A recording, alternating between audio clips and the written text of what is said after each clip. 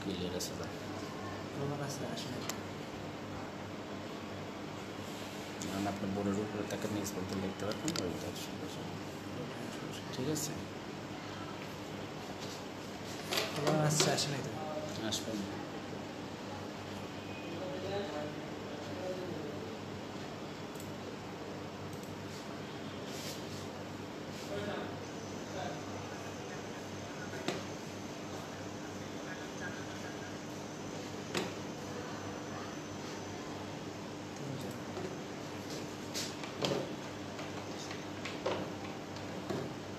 আসছে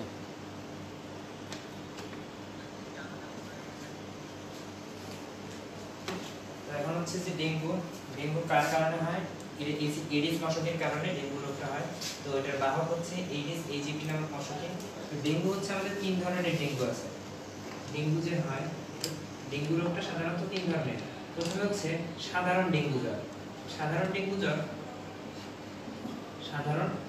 জ্বর এই সাধারণ ডেঙ্গু জ্বরটা কি প্রকৃতি সাধারণত দেখা যায় কি আমাদের ডেঙ্গু হলে যেরকম হয় দেখা যায় হাতের গিরে গিরে ব্যথা যেটাকে বলা হয় ব্রেক বোন ফিভার মানে হাড় ভাঙা জ্বর তো এরকম ব্যথা হয় তো এরপরেও যদি দেখা যায় কি ট্রিটমেন্ট না নেওয়া যায় তার পরবর্তীতে রোগটা আরো ভয়াবহ অবস্থা ধারণ করে যেটাকে বলা হয় হেমোরেজিক ডেঙ্গু জ্বর হেমোরেজিক ডেঙ্গু জ্বর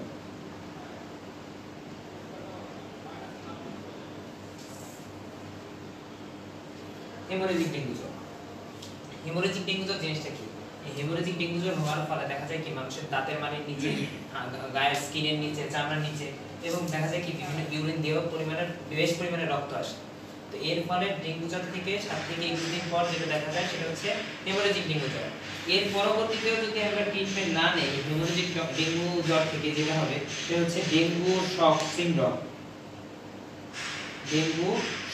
সিনড্রোম এর ফলে রোগীটা সাধারণত মারা যায় এই অবস্থায় রোগীকে বাঁচা রাখা যায় না ডেঙ্গু শক সিনড্রোম হচ্ছে মানুষ শক পেলে যে অবস্থাপ্রাপ্ত হয় ঠিক দেখতে রোগীটাকে একই রকম অবস্থা লাগে অর্থাৎ ডেঙ্গুর তিনটা স্টেপ প্রথম অবস্থা হচ্ছে সাধারণ ডেঙ্গু জ্বর যেটা নরমাল ডেঙ্গু জ্বর সাধারণত কি বিভিন্ন ধরনের ট্রিটমেন্ট নিলে দেখা যায় কি সেটা সুস্থ হয়ে ওঠে এর পরবর্তীতে যেটা দেখা যায় যে 7 থেকে 21 দিন পরেও যদি আমরা ট্রিটমেন্ট না নেই যেটা হয় সেটা হচ্ছে হেমোরেজিক ডেঙ্গু জ্বর তার পরবর্তীতে দেখা যায় কি লাস্ট যে স্টেপটা সেটা হচ্ছে ডেঙ্গু শক সিনড্রোম এখন আমার যে ডেঙ্গু হয়েছে বা ডেঙ্গু যে সাধারণত একটা রোগের হয় কিভাবে বুঝবো যে এটা ডেঙ্গু জ্বর প্রথমত আমরা জানি আমাদের দেহের মধ্যে রক্তকণিকা থাকে রক্তকণিকার মধ্যে তিনটা কণিকা একটা হচ্ছে শ্বেত রক্তকণিকা অনুচক্রিকা লোহিত রক্তকণিকা এই অনুচক্রিকার সংখ্যা হচ্ছে 2.5 থেকে 5 লাখ ওই পাশে দেখলে পায় না এই পাশে নিচে ওইটা সামনে দেখি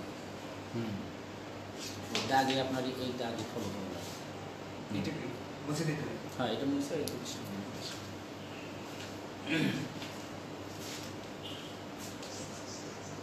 আমরা জানি আমাদের দেহে অনুচক্রিকার সংখ্যা হচ্ছে 2.5 থেকে 5 লাখ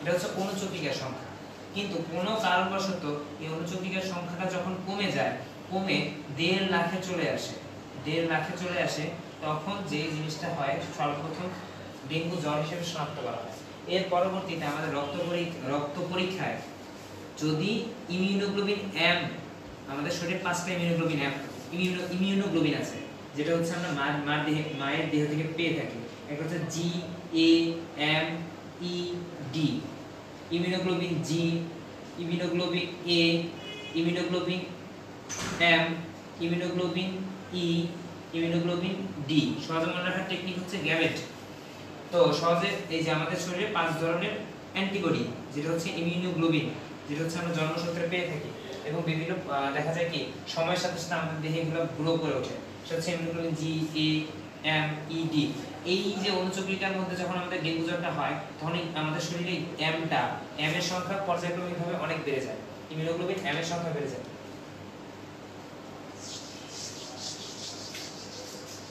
এই গেল ডেঙ্গু জ্বর এরপর হচ্ছে জ্বর দিয়ে আমাদের 3টা রোগ আছে একটা হচ্ছে জলাতঙ্ক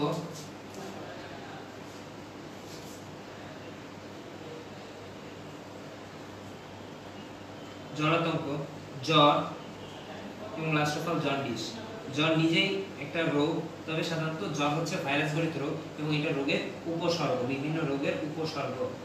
জ্বর নিজে হচ্ছে একটা ভাইরাস জনিত রোগ এবং এটা হচ্ছে একটা রোগের উপসর্গ। জলাতঙ্ক যে ভাইরাসের কারণে হয়, জলাতঙ্ক হচ্ছে রোগের নাম, যে ভাইরাসের কারণে হয় তার নাম হচ্ছে র্যাবিস ভাইরাস। জলাতঙ্ক যে ভাইরাসের কারণে হয় তার নাম হচ্ছে র্যাবিস ভাইরাস। এবার হলো জন্ডিস, যেটাকে ইংরেজিতে বলা হয় হেপাটাইটিস অথবা ভাইরাল হেপাটাইটিস। এই হেপাটাইটিস নিয়ে আমাদের একটা এখন বড় শখ আছে, জাস্ট এটারই পরবর্তীতে।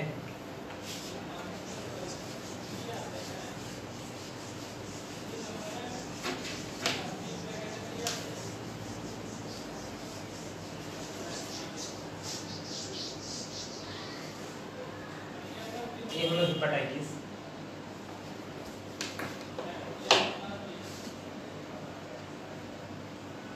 এই হেপাটাইটিসের কয় ধরন আছে? 5 ধরনের বা 5 টাইপের হেপাটাইটিস আছে। কি কি একটু সহজে আমরা খেয়াল করব। হেপাটাইটিস এ ভাইরাস, এইচএভি মানে হেপাটাইটিস এ ভাইরাস।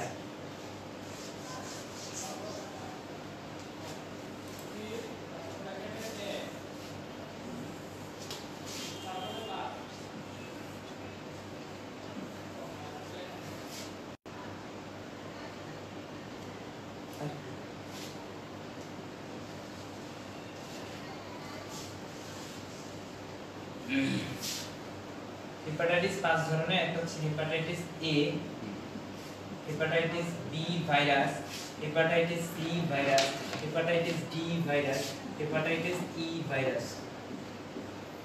এই 5 ধরনের হেপাটাইটিস আছে। এই হলো হেপাটাইটিসের প্রকারভেদ। 5 ধরনের হেপাটাইটিস।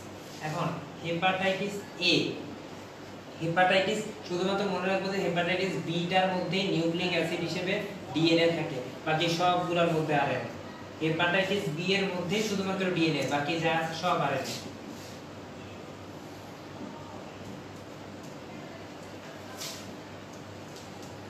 এখন হেপাটাইটিস বি এর জীবাণুর নাম হচ্ছে ডিএনএ থাকার কারণে সহজে মনে রাখা যায়, এটার নাম হচ্ছে হেপা ডিএনএ ভাইরাস। এই রোগ জীবাণুর নাম হচ্ছে হেপা ডিএনএ ভাইরাস। সি এর নাম হচ্ছে ফ্লাভি ভাইরাস, সি হচ্ছে ফ্লাভি ভাইরাস। ডি হচ্ছে অসম্পূর্ণ ভাইরাস। কেন এটিকে অসম্পূর্ণ ভাইরাস বলা হয়? কারণ ডি শুধুমাত্র একা একা কখনোই আক্রমণ করতে পারে না। ডি সবসময় যখন আক্রমণ করতে যাবে অবশ্যই সাথে এ কে নিয়ে আক্রমণ করতে যাবে, অর্থাৎ এই কারণে ডি কে কি বলা হয়? অসম্পূর্ণ ভাইরাস। এই হেপাটাইটিস ডি এর সাথে অবশ্যই সবসময় হেপাটাইটিস এ যাবে, আর এটা কার মাধ্যমে ছড়াবে? পানির মাধ্যমে ছড়াবে। এই কারণে হেপাটাইটিস এ এবং হেপাটাইটিস ডি কে পানি বাহিত রোগ বলা হয়, পানি বাহিত রোগ বলা হয়। দেখো হেপাটাইটিস এ এর আরেকটা নাম হচ্ছে এন্টারোভাইরাস।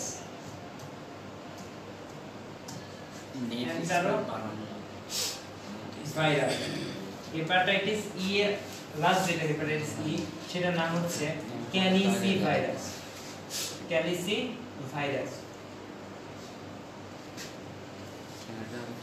এখন হেপাটাইটিস সি এবং বি, অনেকে জিজ্ঞাসা করলে বলা যাবে যে কি সাধারণত আমরা এতদিন পর্যন্ত সবাই হেপাটাইটিস বি কে চিনে আসছি। তো যদি জিজ্ঞাসা করা হয় যে হেপাটাইটিস বি বা হেপাটাইটিস সি বা এগুলোর মধ্যে সবথেকে কোনটা বেশি মানে সবথেকে বেশি ক্ষতিকর বা বিপজ্জনক কোনটা, তখন আমরা অনেকে বলবো হেপাটাইটিস বি। আসলে হেপাটাইটিস সি টা হচ্ছে সবথেকে ভয়াবহ এবং বিপজ্জনক। এই কারণে হেপাটাইটিস সি কে বলা হয় তুষের আগুন। তুষের আগুন সাধারণত দেখা যাবে কি শীতের দিনে মাথার কাছে মানুষ শীতের দিনে দেখা যায় কি আগুন জ্বালা রাখে, উপরে দেখা যায় কি ছাই করে থাকে, ফু দিয়ে দেখা যাবে নিচে মানে আগুন, লাল আগুন দেখা যায়। তো হেপাটাইটিস সি যখন মানুষের হয়, যখন দেখা যাবে কি মানুষ হচ্ছে উপর থেকে দেখা যাবে কি ট্রিটমেন্ট নিলে হয়তো সুস্থ হয়ে উঠতেছে অথবা দেখা যাবে লোকটা ভালো আছে, আর ভিতরে ভিতরে তার কি হয় হেপাটাইটিস সি এর জীবাণুটা রয়ে যায়, যা পরবর্তীতে লিভারে আক্রমণ করে। এখন এগুলোর একটা সাইজ আছে, নির্দিষ্ট সাইজ আছে। হেপাটাইটিস এ, হেপাটাইটিস এ হচ্ছে 21 থেকে 56 ন্যানোমিটার। হেপাটাইটিস বি যেটার সাইজ হচ্ছে 30 থেকে 35 ন্যানোমিটার। এটা শেপ হচ্ছে 35 ন্যানোমিটার। 42 ন্যানোমিটার। ডি এর শেপ হচ্ছে 42 ন্যানোমিটার। লাস্ট যেটা সেটা হচ্ছে 49 ন্যানোমিটার। এগুলো হেপাটাইটিসের ছক, অর্থাৎ হেপাটাইটিস 5 ধরনের, hepatitis A B C D E, এর মধ্যে বিটা শুধুমাত্র ডিএনএ, বাকি সবগুলো আরএনএ। এটার সাথে নাম লেখা আমরা সহজে লিখতে পারি, ডিএনএ আছে হেপা ডিএনএ ভাইরাস, আরএনএ আছে, আরএনএ আরেকটা নাম হচ্ছে এন্টারো ভাইরাস, সরি হেপাটাইটিস এ আরেকটা নাম হচ্ছে এন্টারো ভাইরাস, জীবাণুর নাম হচ্ছে এন্টারো ভাইরাস। এটা হচ্ছে জীবাণু, এটা হচ্ছে জীবাণুর নাম। এটা হচ্ছে নিউক্লিক অ্যাসিড, এটা হচ্ছে শক্তিকা, সরি সাইজ, এটা হচ্ছে সাইজ। নিউক্লিক অ্যাসিডটা হচ্ছে শুধুমাত্র বি ভাইরাসের হয় আরএনএ, বাকি সবগুলো ডিএনএ। একটাই শুধুমাত্র hepatitis B virus, hepatitis B virus শুধুমাত্র ডিএনএ, বাকি সবগুলো আরএনএ। হেপাটাইটিস বি ভাইরাস এই ডিএনএ এর সাথে তার মিলে আমরা বলতে পারবো যে হেপা ডিএনএ ভাইরাস। এ এর নাম হচ্ছে এন্টারোভাইরাস, সি এর নাম হচ্ছে ফ্লাভিভাইরাস, ডি এর নাম হচ্ছে অসম্পূর্ণ ভাইরাস, কারণ এ এবং ডি একসাথে আক্রমণ করে। ই হচ্ছে ক্যালিসিভাইরাস। আর এর সাইজ 21 থেকে 56 ন্যানোমিটার, বি হচ্ছে 30 থেকে 35, সি হচ্ছে 35, ডি হচ্ছে 42, লাস্ট হচ্ছে ই হচ্ছে 49 ন্যানোমিটার। এখন হেপাটাইটিসের একটা ট্রিটমেন্ট আছে, সেটা হচ্ছে যে আজকে যদি কেউ একজন লোক ট্রিটমেন্ট বা টিকা নিল, আজকে টিকা নিল, তার 1 মাস পর আবার তাকে আরেকটা টিকা নিতে হবে, 1 মাস পর দ্বিতীয় টিকা নিতে হবে, আরো 1 মাস পর তাকে তৃতীয় টিকা নিতে হবে। ঠিক তার 1 মাস পর আরেকটা টিকা নিতে হবে, এরপর 1 বছর পর 1 ইয়ার পর আরেকটা টিকা। টোটাল দেখা গেল আমার টিকা হচ্ছে 5টা দাঁড়ায়, 1 2 3 4 5, 5টা টিকা। এই কারণে এই টিকাটাকে বলা হয় পেন্টাভ্যালেন্ট ভ্যাকসিন। এটার একটা ভ্যাকসিনের নাম হচ্ছে পেন্টাভ্যালেন্ট ভ্যাকসিন, পেন্টাভ্যালেন্ট ভ্যাকসিন। এই টিকাটার আরেকটা নাম হচ্ছে পেন্টাভ্যালেন্ট ভ্যাকসিন। এই হলো আমার জন্ডিস। এই জন্ডিস দেখা যায় কি, হেপাটাইটিস বি ভাইরাসের জন্ডিসটা আমাদের শরীরে থাকে 45 থেকে 180 দিন আমাদের দেহে স্টে করতে পারে, অর্থাৎ 45 থেকে 180 দিন আমাদের শরীরে হেপাটাইটিস বি ভাইরাস থাকতে পারে। আমাদের ছিল হায় হায় বসন্ত মাস এলো, চিকুন জিতু ভাইকে ডেঙ্গু ইনফ্লুয়েঞ্জা জ্বর শেষ হয়েছিল। জ্বর হচ্ছে একটা উপসর্গ, সকল রোগের উপসর্গ, এটা একটা নিজেই ভাইরাসজনিত রোগ। জন্ডিস শেষ হলো। জলাতঙ্ক হচ্ছে আমাদের কুকুরের আক্রমণ হয়ে থাকে, কুকুরের লালা এবং কিসে নখের মধ্যে পাওয়া যায়, কুকুরের লালা এবং নখে পাওয়া যায় র্যাবিস নামক একটা ভাইরাসের কারণে। র্যাবিস নামক ভাইরাসের কারণে আমাদের এই জিনিসটা দেখা যায়। পেলো হচ্ছে লাস্ট যে শব্দটা ছিল, পেলো হচ্ছে পলিও রোগ। পেলো দিয়ে আমরা বুঝতেছি পলিও। এর ফলে দেখা যায় আমাদের ছোট বয়সে দেখা যায় বিভিন্ন, যখন আমরা বাচ্চা অবস্থায় থাকি, এটা টিকা দেওয়া হয়। এটার অভাবে, যদি পলিও টিকার অভাবে আমাদের যখন পলিও আক্রমণ করে, দেখা যায় হাত এবং পা অচল হয়ে পড়ে। এই হলো পেলো ফর পলিও। এই তাইলে টোটালটা হচ্ছে হাই হাই বসন্ত মাস এলো, চিকন জিতু ভাইকে ইনফ্লুয়েঞ্জা ডেঙ্গু জ্বরে পেলো, হাই দিয়ে হাম, হাই দিয়ে হারপিস, বসন্ত দিয়ে বসন্ত, গুটি বসন্ত, জল বসন্ত, হাই হাই বসন্ত, মাছ দিয়ে ম্যাপস, এলো মানে এনসেফালাইটিস, চিকন মানে চিকুনগুনিয়া, জিতু মানে হচ্ছে জিকা ভাইরাস, ভাইকে হচ্ছে ভাইরাল হেপাটাইটিস, চিকন জিতু ভাইকে ইনফ্লুয়েঞ্জা মানে ইনফ্লুয়েঞ্জা দুই ধরনের, একটা হচ্ছে বার্ড ফ্লু, একটা swine flu. Bird flu, swine flu. চিকন জিতু ভাইকে ডেঙ্গু ইনফ্লুয়েঞ্জা জ্বরে পেলো, জ্বর মানে জলাতঙ্ক জন্ডিস, আর পেলো মানে পোলিও। এই হচ্ছে টোটাল যে ছন্দটা ছিল তখন আমরা, এগুলো সবগুলো হচ্ছে ভাইরাস গঠিত। এখন এই জিনিসগুলোকে আবার আমরা ব্যাকটেরিয়া গঠিত রোগগুলোকে কিন্তু আলাদাভাবে শনাক্ত করতে পারবো।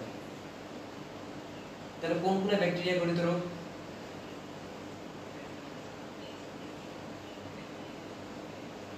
ব্যাকটেরিয়া গঠিত রোগ কোনগুলো? ব্যাকটেরিয়া গঠিত রোগ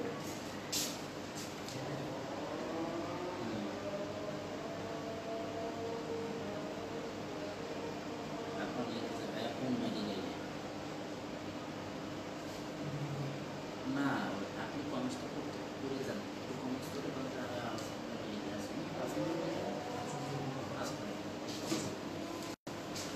আচ্ছা, ব্যাকটেরিয়া গঠিত রোগ। ব্যাকটেরিয়া গঠিত রোগ হচ্ছে আমরা সহজে মনে রাখতে পারি যে টগনি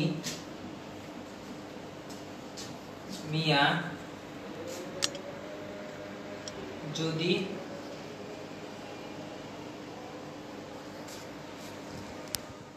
ধোকা খায়, এই হলো, এই একটা ছন্দ দিয়ে আমি টোটাল ব্যাকটেরিয়া গঠিত রোগগুলোর নাম সহজে মনে রাখতে পারি। যেমন হচ্ছে টগনি মিয়া যদি ধোকা খায়, ট দিয়ে হচ্ছে টাইফয়েড, ট দিয়ে হচ্ছে টাইফয়েড, গ দিয়ে গনোরিয়া, ট নি দিয়ে নিউমোনিয়া,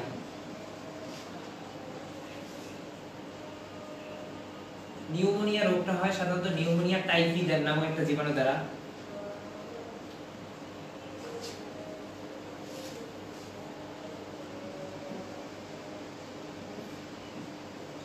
টাইফয়েড নামক একটা জীবাণু দ্বারা নিউমোনিয়া রোগটা হয়। মি দিয়ে হচ্ছে মেনিনজাইটিস, মেনিনজাইটিস। এই মেনিনজাইটিসটা কোথায় হয়? আপনারা দেখে শুনতে পারবেন না, আপনি মাত্র কমেন্টস করে নেই সেখানে, হ্যাঁ ওদের আগের লেখাটা শেষ না হলে একটু সময় দিন, আমাদের লেখা পড়ে লেখা, হ্যাঁ আচ্ছা। মেনিনজাইটিস, এই মেনিনজাইটিসটা হচ্ছে আমাদের মস্তিষ্কের মধ্যে, জাস্ট আপাতত একটা রাফলি একটা মস্তিষ্ক আঁকালাম, ধরলাম কথার কথা এটা একটা মস্তিষ্ক।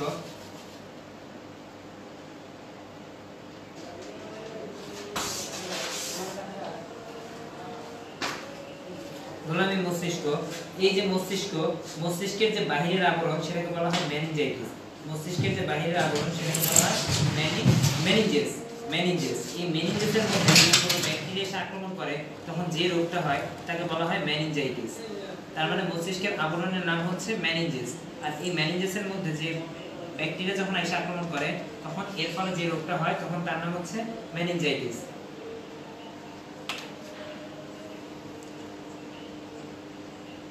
এটা কোথায় আক্রমণ হয়? মেনিনজেসের মধ্যে হয়। দেখে ভাই এই যে এখানে কমেন্টস গুলো করে না, আচ্ছা, এই যে এখানে করে না, অসুবিধা হয়েছে না। আ দিয়ে হচ্ছে আমার একটা রোগ হয়, সেটার নাম হচ্ছে আমাশয় রোগ হয়। আমাশয়, তার মানে আমরা সহজে, এটা কার কারণে হয়? ব্যাকটেরিয়ার কারণে আমাশয় রোগটা হয়।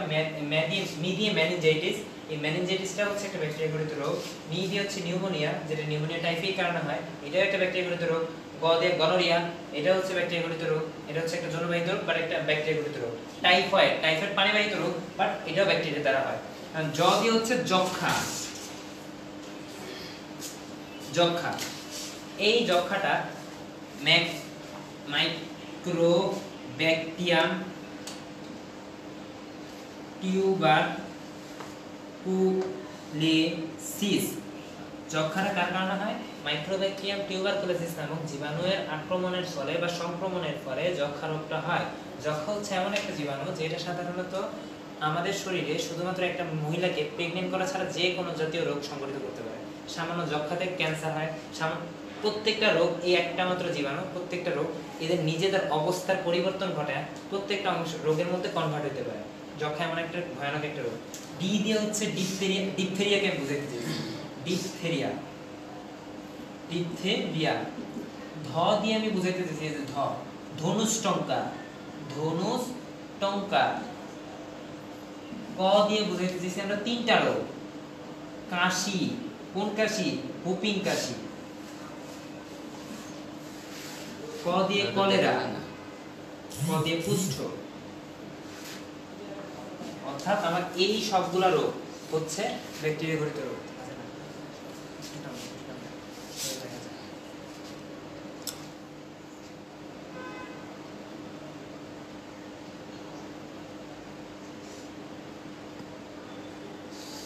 একটা কাজ করবেন, পোলাপান লেখার পরে একটু পরে মুছে দিবেন। একটু টানো, একটু টানো।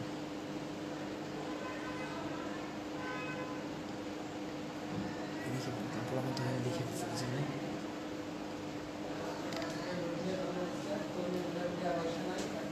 এখন আমাদের ব্যাকটেরিয়া ঘটিত রোগগুলোর নাম আমরা সহজে মনে রাখবো। একটা হচ্ছে টাইফয়েড, গনোরিয়া, নিউমোনিয়া, নি দিয়ে মেনিনজাইটিস, আ দিয়ে আমাশয়, জ দিয়ে যক্ষা, দি দিয়ে ডিপথেরিয়া, ধ দিয়ে ধনুষ্টঙ্কার, ক দিয়ে কলেরা, কাশি, কুষ্ঠ। এই হচ্ছে টোটাল আমাদের হচ্ছে ব্যাকটেরিয়া ঘটিত রোগ। বিভিন্ন এমসিকিউতে টেস্টে আসবে, মেডিকেল বা ভার্সিটি বিভিন্ন সময় আমাদের দেখা যায় যে যখন আমরা পরীক্ষা দিতে যাই তখন আসে যে নিচের কোনটি ব্যাকটেরিয়া ঘটিত রোগ নয়, ব্যাকটেরিয়া ঘটিত রোগ নয়। এখন তোমাকে দিল যে, প্রথমে দিল যে দিল হচ্ছে জন্ডিস, খ জলাতঙ্ক, গ নিউমোনিয়া,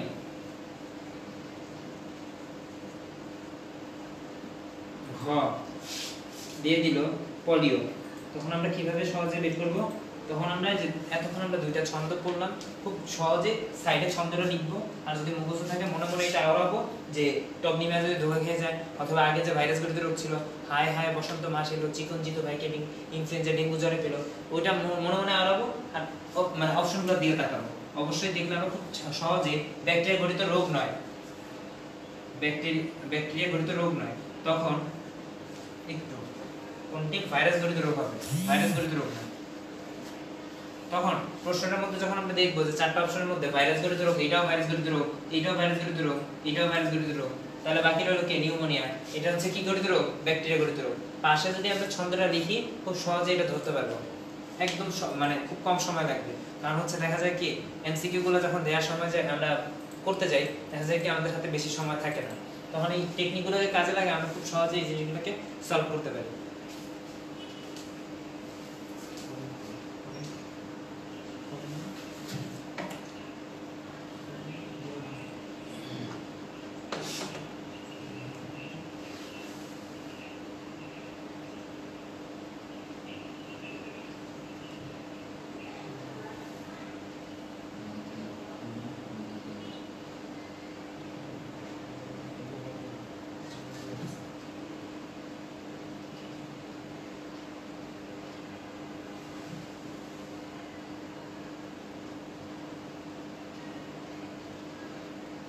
হ্যাঁ, এগুলো আবার পড়ানো হবে পরবর্তীতে, যখন আমাদের মেইন ক্লাস শুরু হবে এখান থেকে আবার শুরু করা হবে। এটা তো ফ্রি ক্লাস, এই কারণে হচ্ছে দেখা যাচ্ছে কি একটা চ্যাপ্টার থেকে আমাদের পড়ানো হচ্ছে।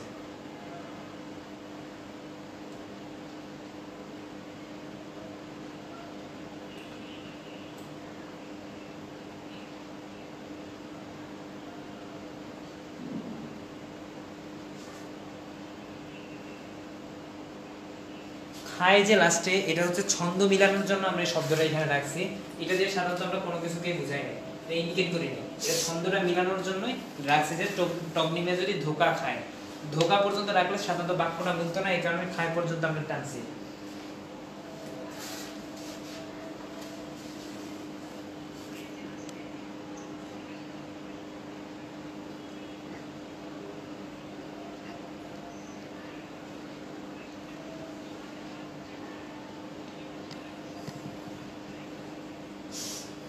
আচ্ছা, এই জিনিসটা হচ্ছে আমরা দেখছি যে কি যে ছন্দ দিয়ে, বিভিন্ন ছন্দের সাহায্যে, তোমাদের কমেন্টস আসছিল যে এই জিনিসটা হয়তো ক্যাচ করতে পারেনি, এটাকে আমরা ছন্দের সাহায্যে দেখা যায় কি যত ব্যাকটেরিয়া ঘটিত রোগ আছে খুব সহজে মনে রাখতে পারতেছি, এবং এর সাথে ছোট ছোট ইনফরমেশন গুলো আমরা মনে রাখতে পারতেছি।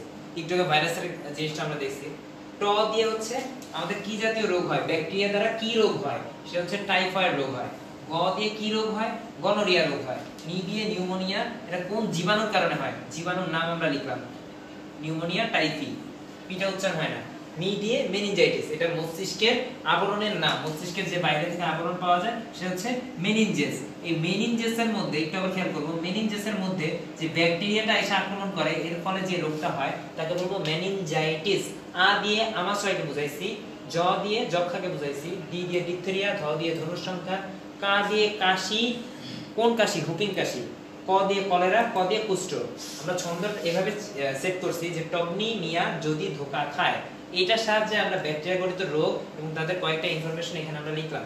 দেখা যাবে কি যে এমসিকিউ তে আসছে, অথবা বলবে যে 2 নাম্বার অনুধাবনমূলক আসবে যে কিছু ব্যাকটেরিয়া ঘটিত রোগের নাম উল্লেখ করো, তখন আমরা এইটাকে সাহায্য করে এটা মনে মনে রাখবো, আর রোগগুলোর নাম খুব সহজেই লিখতে পারবো, এবং সাথে ইনফরমেশনগুলো আমাদেরকে খুব কাজে দিবে।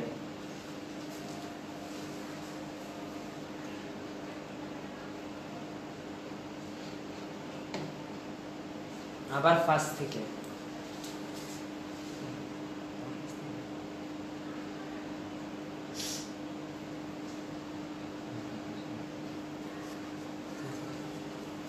এখন আমরা সাধারণত ভাইরাসের ইতিহাসটা নিয়ে একটু আলোচনা করব। যদি সবার শেষ হয়ে থাকে আমরা ভাইরাসের ইতিহাস নিয়ে আলোচনা করব, আবার ভাইরাসে আমরা ফিরে যাব।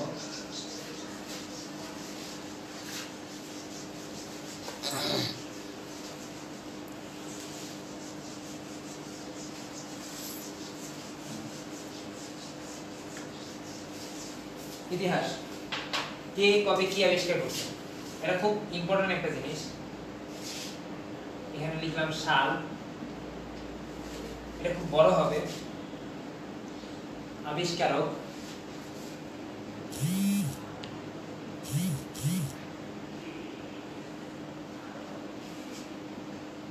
আবিষ্কার ইনফরমেশনগুলো মাথায় রাখার ট্রাই করব।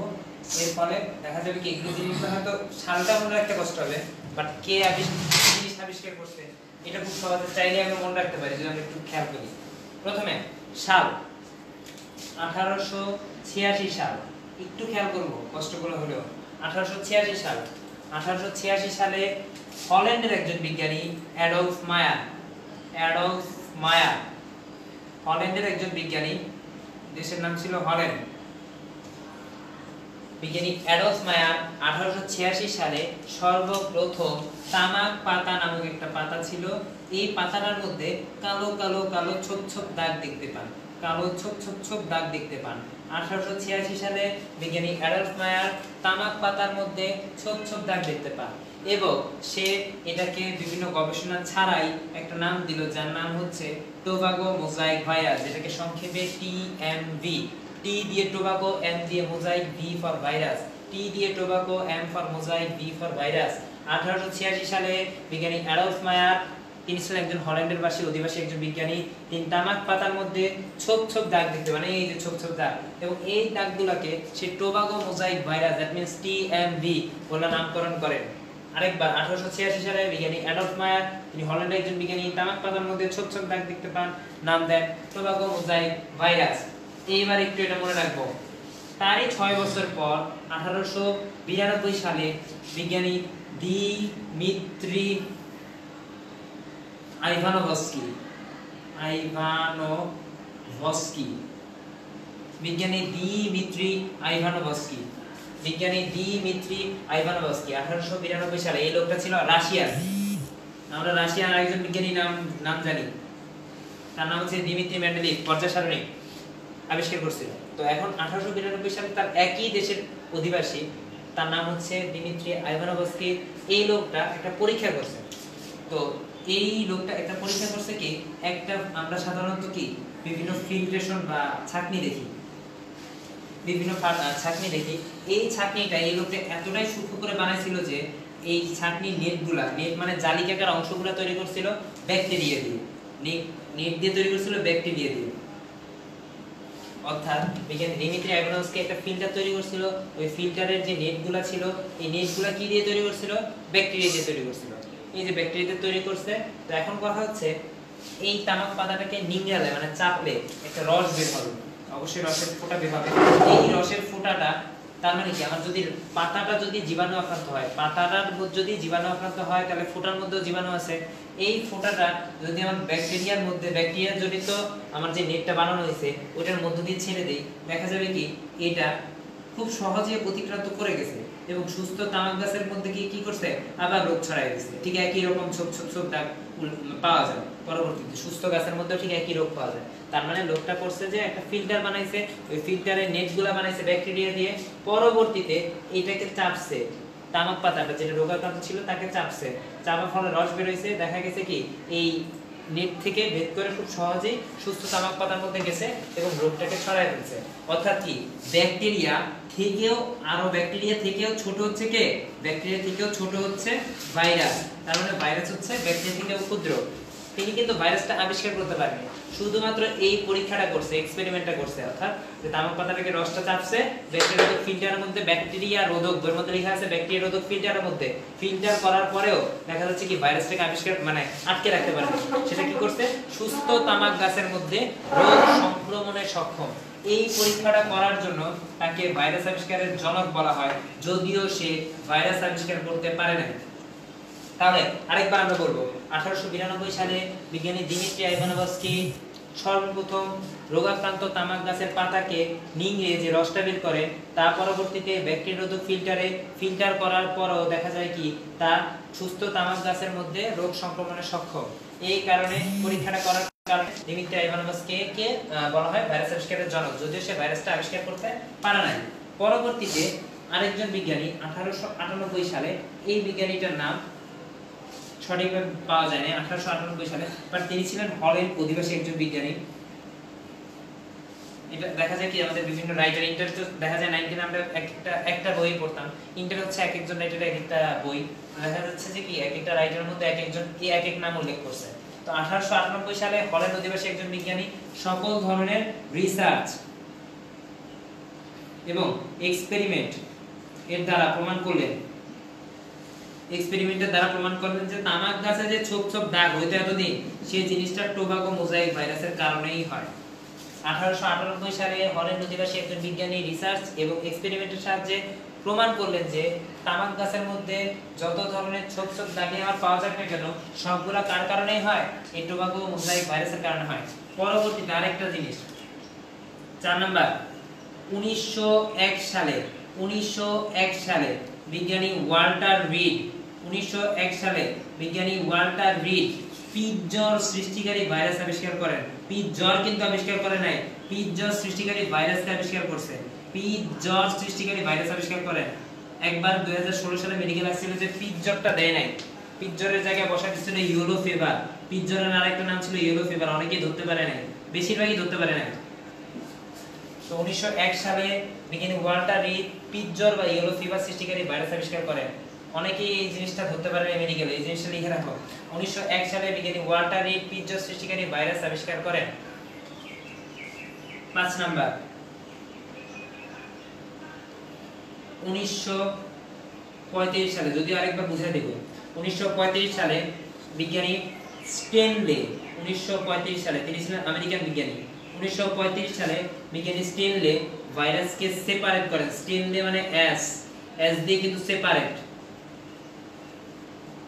তার মানে স্টেনলে কিন্তু ভাইরাসকে সেপারেট করেন। S for Stanley, S for separate, এটা চাইলে খুব সহজে টেকনিক্যালি মনে রাখা যায়। 1935 সালে বিজ্ঞানী স্টেনলে ভাইরাসকে সেপারেট করেন। সেপারেট মানে কি?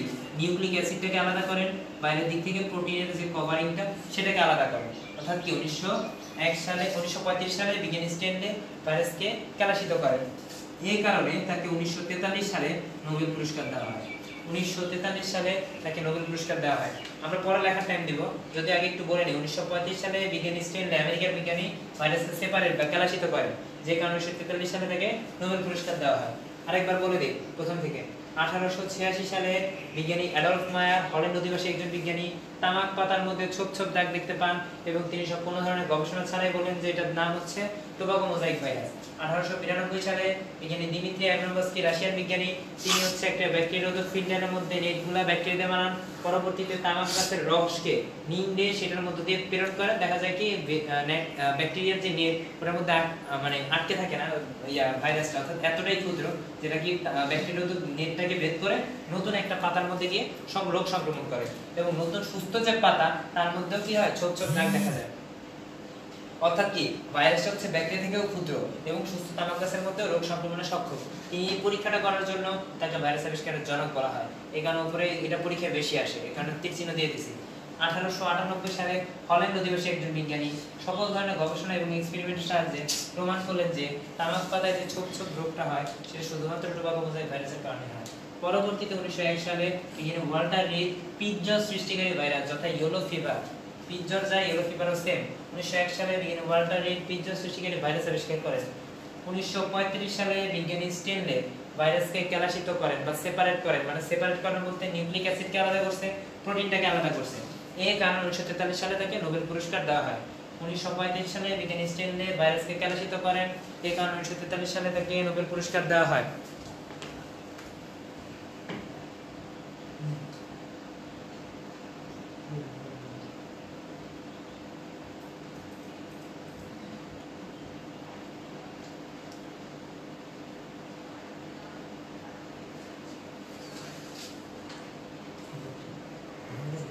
দিতে পারি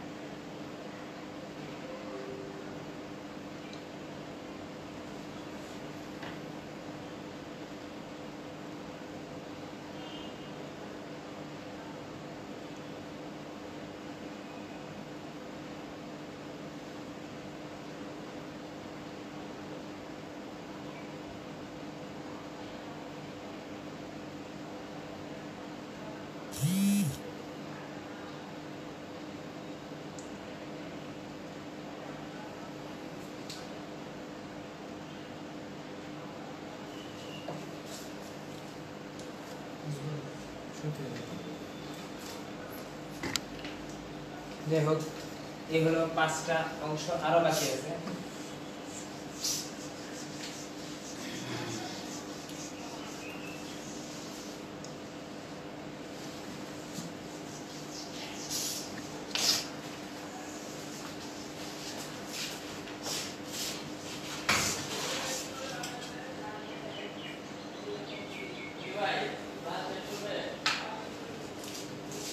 ছয়, 7, 8, 9, 10। এবার 1937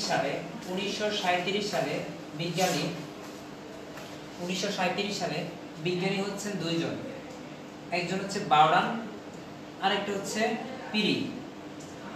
বাউডান এবং পিরি 1937 সালে বিজ্ঞানী বাউডান এবং পিরি এই দুজন গবেষণার সাহায্যে বের করলেন ভাইরাসের কেন্দ্রে বা সেন্ট্রাল পয়েন্ট হিসেবে থাকে নিউক্লিক অ্যাসিড, বাইরে ওভার কোট হিসেবে থাকে হচ্ছে প্রোটিন। অর্থাৎ এই 1937 সালে বিজ্ঞানী বাউডান এবং পিরি বললেন ভাইরাস নিউক্লিক অ্যাসিড আর প্রোটিন দ্বারা গঠিত। কি কি দ্বারা গঠিত? ভাইরাস নিউক্লিক অ্যাসিড আর প্রোটিন দ্বারা গঠিত, বিজ্ঞানী বাউডান এবং পিরি বললেন। তার পরবর্তীতে 1951 সালে দুইজন বিজ্ঞানী, তার দুইজনের নাম হচ্ছে শেফারম্যান এবং মরিস। এই দুইজন বলল যে আমরা জিনিসটা খেয়াল করব, নীলাভ ও সবুজ শৈবাল যেটাকে বলে সেটাকে বলা হয় সায়ানোব্যাকটেরিয়া। কাকে বলে? সায়ানোব্যাকটেরিয়া বলে নীলাভ ও সবুজ শৈবালকে সায়ানোব্যাকটেরিয়া। এই সায়ানোব্যাকটেরিয়া হচ্ছে একটা কিন্তু ব্যাকটেরিয়া, একে যে ধ্বংস করবে সেই ভাইরাসটা আবিষ্কার করেন। এখন তাহলে ভাইরাসটার নাম কি? এইটুকু অংশটা নিছি আমরা, সাইনোফাজ। সাইনো অংশটা নিলাম, আর যে ভাইরাসকে বলা হলো সাইনোফাজ, যেগুলো ভাইরাসকে ফাজ বলা হয়, জিনিসটার নাম দাঁড়ালো সাইনোফাজ। তাহলে আমরা আবার একটু আসি। 1951 সালে বিজ্ঞানী শেফারম্যান এবং মরিস দুজনই সাউথ আফ্রিকান। এই দুজন লোক সর্বপ্রথম বিভিন্ন গবেষণার সাহায্যে প্রমাণ করলো যে নীলাভ সবুজ শৈবাল যেটা, সেটাকে ধরলাম আমরা সায়ানোব্যাকটেরিয়া, নীলাভ সবুজ শৈবাল। একে যে আক্রমণ করে, যে ভাইরাসটা আক্রমণ করে, সেই ভাইরাসটা সে লোকটা আবিষ্কার করছে। এই ভাইরাসটার নাম হচ্ছে সাইনোফাজ। তার মানে প্রথম থেকে আবার 1937 সালে বিজ্ঞানী বাউডান এবং পিরি দুজন লোক গবেষণার সাহায্যে প্রমাণ করেন ভাইরাসের কেন্দ্রে থাকে নিউক্লিক অ্যাসিড, বাইরের দিকে থাকে প্রোটিনের আবরণ। আর 1951 সালে বিজ্ঞানী শেফারম্যান এবং মরিস দুজনেই গবেষণার সাহায্যে প্রমাণ করলেন যে ভাইরাস মূলত নীলাভ সবুজ শৈবালকে সায়ানোব্যাকটেরিয়া বলে। এই সায়ানোব্যাকটেরিয়াকে যে আক্রমণ করবে সেই ভাইরাসটা সেটা হয় সায়ানোফাজ। এই সায়ানোফাজটা আবিষ্কার করছে, এতক্ষণ ধরে সায়ানোফাজটা আবিষ্কার করছে, কারণ আমরা ভাইরাসের মধ্যে আছি, আমাদের ব্যাকটেরিয়া কোনো কাজে নাই। এই নীলাভ সবুজ শৈবালকে যে আক্রমণ করছে ভাইরাসটাকে, সেই ভাইরাসটা আবিষ্কারটা হলে এটা করছে, সায়ানোফাজ আবিষ্কার করছে। এর পরবর্তীতে যেটা দাঁড়াইলো 1952 সালে বিজ্ঞানী লোফ, এই লোফ হচ্ছে ফ্রান্সের একজন বিজ্ঞানী, এই লোকটা হচ্ছে ফ্রান্সের একজন বিজ্ঞানী। এই লোকটা শুধুমাত্র একটা জিনিস বললো, যে জিনিসটা অনেক হাস্যকর, যে জিনিসটা হচ্ছে ভাইরাস ইজ আ ভাইরাস। মানে কি? কথাটার মানে কি? ভাইরাস ইজ আ ভাইরাস কথাটার অর্থ হচ্ছে ভাইরাস জীবীয় সত্তাও না, ভাইরাস জড় সত্তাও না। মানুষের শরীরে যখন থাকে তখন সংখ্যা বৃদ্ধি করে, শরীরের বাইরে যখন থাকে তখন একটা রাসায়নিক পদার্থের মতো নিষ্ক্রিয়। অর্থাৎ কি? ভাইরাস জীবদেহের উপস্থিতিতে সংখ্যা বৃদ্ধি করতে পারে, জীবদেহের অনুপস্থিতিতে সংখ্যা বৃদ্ধি করতে পারে না। অর্থাৎ ভাইরাস হচ্ছে ভাইরাস যেটা হচ্ছে জীব এবং জড়ের মাঝামাঝি একটা সত্তা, জীব এবং জড়ের মধ্যবর্তী একটা সেতু বন্ধন। 1952 সালে বিজ্ঞানী লোফ বললো যে ভাইরাস হচ্ছে ভাইরাস, কারণ হচ্ছে ভাইরাস জীবও না, জড়ও না, দুইটার মধ্যবর্তী একটা সত্তা। এর পরবর্তীতে 1984 সালে বিজ্ঞানী বিজ্ঞানীর নামই হচ্ছে গ্যালো। এই গ্যালো হেপাটাইটিস এইচআইভি ভাইরাস আবিষ্কার করেন। 1984 সালে বিজ্ঞানী গ্যালো এইচআইভি ভাইরাস আবিষ্কার করেন। 1984 সালে বিজ্ঞানী গ্যালো এইচআইভি ভাইরাস আবিষ্কার করেন। এর পরবর্তীতে লাস্ট যেটা আছে, শেষ যেটা, 1989 সালে বিজ্ঞানী হার্ভে জে অল্টার 1994 সালে বিজ্ঞানী Harvey J Alter hepatitis C আবিষ্কার করেন। 1989 সালে বিজ্ঞানী হার্ভে জল্টার হেপাটাইটিস সি আবিষ্কার করেন। আরেকবার আমরা প্রথম থেকে রিভিউতে আসব। 1937 সালে বিজ্ঞানী বাউরান এবং পিরি বললেন যে সাধারণত ভাইরাস নিউক্লিক অ্যাসিড এবং প্রোটিন দ্বারা গঠিত। 2 নম্বর হলো 1951 সালে বিজ্ঞানী শেফারম্যান এবং মরিস নীলাভ সবুজ শৈবালকে আক্রমণকারী যে ভাইরাসটা অর্থাৎ সাইনোফার্সটা আবিষ্কার করেন, ভাইরাস আবিষ্কার করেন, সাইনোফার্স আবিষ্কার করেন। 1952 সালে বিজ্ঞানী লোক বললো, ফ্রান্স বিজ্ঞানী, সে বললো যে ভাইরাস ইজ ভাইরাস, মানে কি ভাইরাস হচ্ছে জীবের শরীরে থাকলে সংখ্যা বৃদ্ধি করতে পারে, জীবের বাইরে রাসায়নিক কণার ন্যায় নিষ্ক্রিয়। তো অর্থাৎ কি ভাইরাস জীবনা জলনা দুইটার মধ্যবর্তী একটা শীত বন্ধন, এই কারণে বললো যে ভাইরাস হচ্ছে ভাইরাস। ভাইরাস বাস্তবে হচ্ছে অ্যাসিড দিয়ে মারা যায় না, আগুনে পোড়ালেও মারা যায় না, ঠান্ডাতেও মারা যায় না, এবং অ্যান্টিবায়োটিক দিলেও মারা যায় না। অর্থাৎ ভাইরাস অ্যাসিড, ক্ষার, অ্যান্টিবায়োটিক এবং আগুন, তাপ এগুলোকে সাধারণত সহজেই প্রতিরোধ করতে পারে। 1984 সালে বিজ্ঞানী গ্যালো এইচআইভি ভাইরাস আবিষ্কার করেন। এইচআইভি হচ্ছে একটা মরণঘাতক ভাইরাস। 1989 সালে বিজ্ঞানী হার্ভে জল্টার, সেই লোকটা হেপাটাইটিস সি আবিষ্কার করেন। হেপাটাইটিস সি আবিষ্কার করেন। এই হলো আমাদের টোটাল ভাইরাসের ইতিহাস, ভাইরাসের এই টোটাল ইতিহাস। এর পরবর্তী যে ক্লাসগুলোতে দেখা যাবে কি, আমাদের যখন থাকবে ক্লাসগুলোতে প্রত্যেকটা বায়োলজি ক্লাস দেখা যাবে কি ছন্দ সাহায্যে অথবা শর্টকাট টেকনিকের সাহায্যে খুব সহজে আমরা উপস্থাপন করার চেষ্টা করব, যাতে প্রত্যেকটা জিনিস, অনেকের হচ্ছে বায়োলজি কঠিন লাগে, অনেকের বলে যে মুখস্থ করতে মানে কষ্ট হয়, তো তাদের থেকে আমরা বলবো যে হয়তোবা বায়োলজি মুখস্থ করতে হয় না, যদি তুমি ফিজিক্সের মতো চিত্রগুলো দেখে যাচ্ছ একটু বুঝে পড়ার ট্রাই করো, দেখা যাবে কি বায়োলজিটা অনেকটা সহজ। যতটা কঠিন মনে হয় ওই জিনিসটা থেকে আমি প্রমাণ করবো যে না, যতটাই হোক চিত্র দেখে অথবা টেকনিকের সাহায্যে অথবা শর্টকাট টেকনিকের সাহায্যে বায়োলজিটাও অন্যান্য সাবজেক্টের মতো মনে রাখা যায়, অনেক ইজিলি মনে রাখা যায়, অন্যান্য সাবজেক্টের থেকেও মানে খুব কষ্টটা খুব কম হয়। ইনশাআল্লাহ সবার সাথে দেখা হবে পরবর্তী ক্লাস থেকে। সবাই সানরাইজের সাথে থাকো এবং সবাই সেফ থাকো এই করোনার সময়। সবাইকে আসসালামু আলাইকুম।